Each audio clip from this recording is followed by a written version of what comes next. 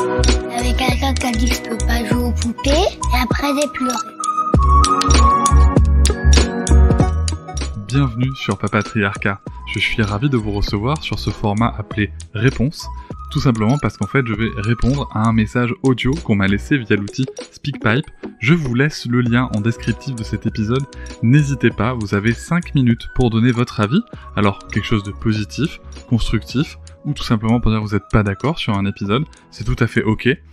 L'idée c'est de pouvoir échanger ensemble avec de la nuance, c'est pour ça que 5 minutes ça permet de construire un argument, et surtout moi de pouvoir vous répondre derrière, afin d'enrichir un petit peu plus le débat que ceux qu'on peut trouver sur les réseaux sociaux. Je remercie d'avance toutes les personnes qui ont participé à enrichir la réflexion sur nos sujets, et nous allons pouvoir tout de suite commencer cet épisode. Bonjour Cédric, je m'appelle Shamsi et je suis déjà passée par ici. Je reviens te laisser un message sur ce bel outil qu'est SpeakPipe à la suite de l'écoute de ton épisode réponse numéro 60 sur la mise à jour de l'image de votre fille Sarah sur les réseaux, qui a fait naître chez moi 2 questionnements. La première question est très pratique et probablement un petit peu naïve, mais à un moment donné, tu parles d'une mise à l'heure des pendules d'une des grand-mères de votre fille à la suite d'une publication sur WhatsApp d'une photo que vous jugiez avec ta femme inappropriée de Sarah. Il me semble que c'est parce qu'elle était dans son bain. Est-ce que c'est par rapport à la sécurité de l'application ou est-ce que c'est parce que vous ne connaissiez pas ou vous ne souhaitiez pas que les destinataires de la photo reçoivent cette photo? Ça, c'était ma première question. Et la deuxième, quand tu parles du documentaire donc, qui est passé, tu dis à quand un documentaire sur l'insécurité des enfants dans le cercle privé concernant la pédocriminalité. Et donc moi, je te retourne la question.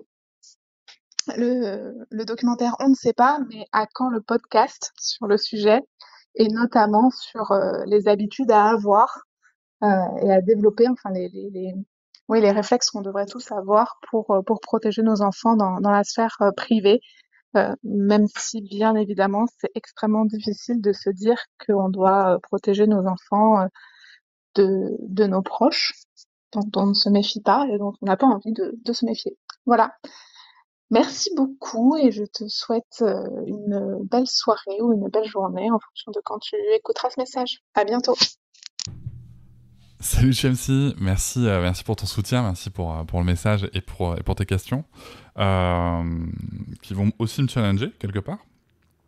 En ce qui concerne l'anecdote avec la photo WhatsApp, en fait c'est simple, hein, c'est une photo je peux le dire, parce que il n'y a pas d'image là, c'est une photo de Sarah nue, quand elle a 1 an je crois, dans le jardin, voilà. Il y a eu ça pour une grand-mère et ensuite c'était une autre photo dans le bain pour une autre grand-mère. Donc, comme vous avez compris, les 2 grand-mères ils sont passées.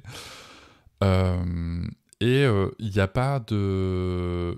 En toute transparence, je me suis pas posé la question de la sécurité de l'application WhatsApp. Voilà. Ce qui m'a interpellé moi, c'est que là par contre, tu vois, j'ai pris ça très très très très très au sérieux.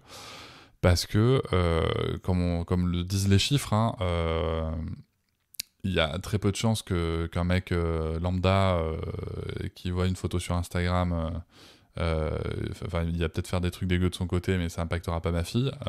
Donc il y a très peu de chances que ça impacte la vie de ma fille.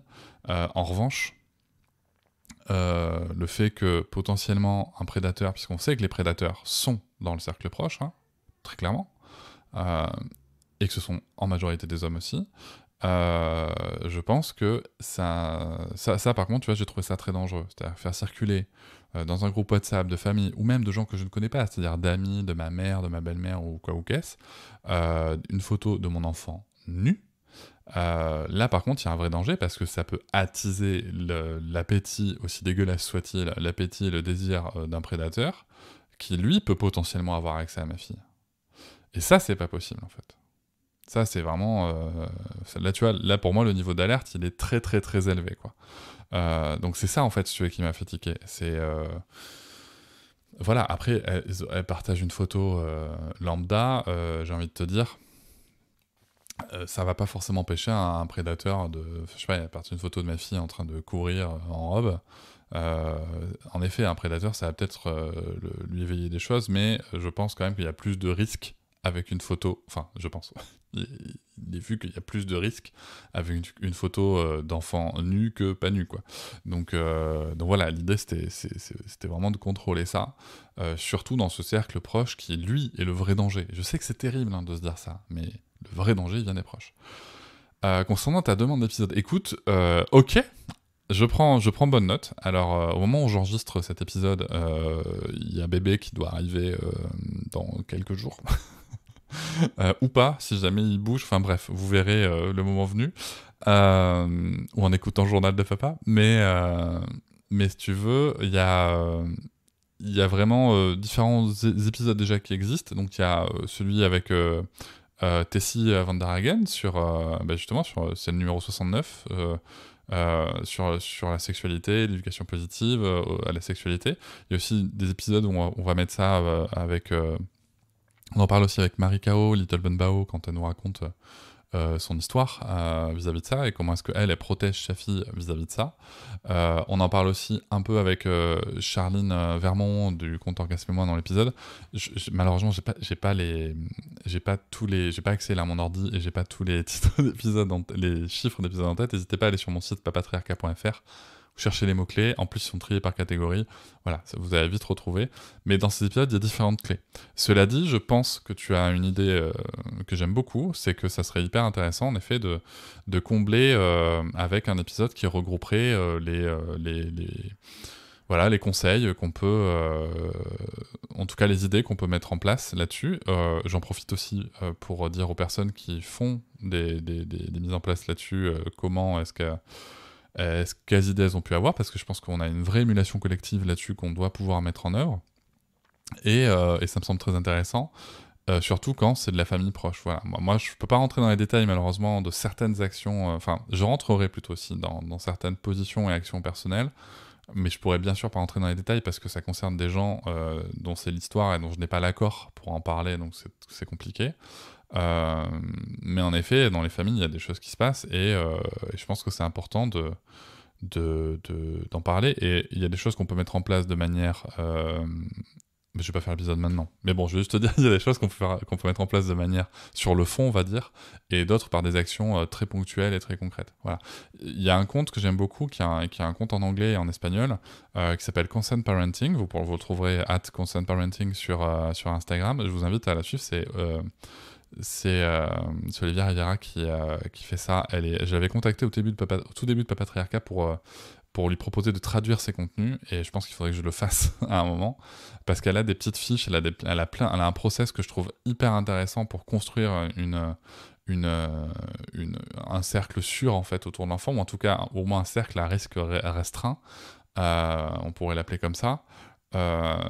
Et c'est vraiment très factuel, c'est hyper intéressant ce qu'elle fait. Elle a été copiée, bien entendu, mais pas égalée. Donc voilà, moi, c'est vraiment cette source-là qui m'intéresse. Et écoute, je prends bonne note de ça. Je le dis, il y aura un épisode là-dessus, soit en solo, soit avec plusieurs personnes. Peut-être en solo, parce que justement, je vais prendre des sources à droite à gauche, donc je vais voir, et puis comme ça pourra peut-être me permettre de structurer ça de manière un peu didactique. Mais ce sera fait. Ce sera fait, j'ai pris une bonne note de ça, sur qu'est-ce qu'on peut mettre en place vraiment pour protéger nos enfants.